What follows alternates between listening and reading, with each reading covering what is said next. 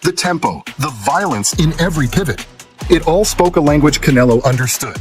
Hunger. Wearing red, official weight 145, 3/4 pounds.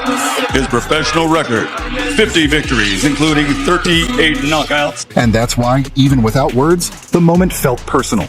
Because for someone like Canelo, who trains at altitude, who lives in the gym between camps, who's obsessed with detail and performance, seeing a 46-year-old legend still treating the mitts like they stole something doesn't hit like admiration. It hits like a gut check.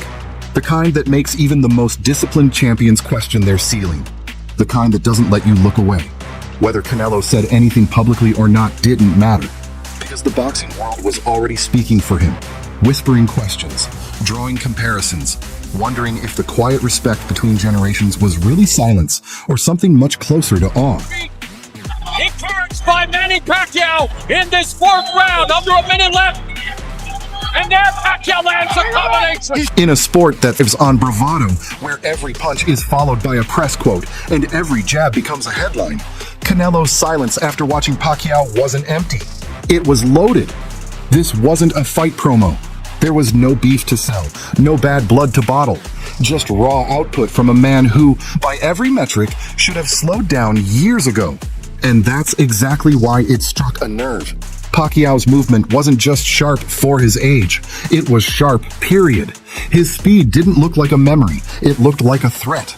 And for fighters still actively trying to prove their place in the sport, it was a reminder that some legends never really exit the ring. They become the atmosphere, unseen but impossible to ignore. Canelo, a man used to being the standard, suddenly found himself measured against something intangible. Not a record, not a belt, but a spirit.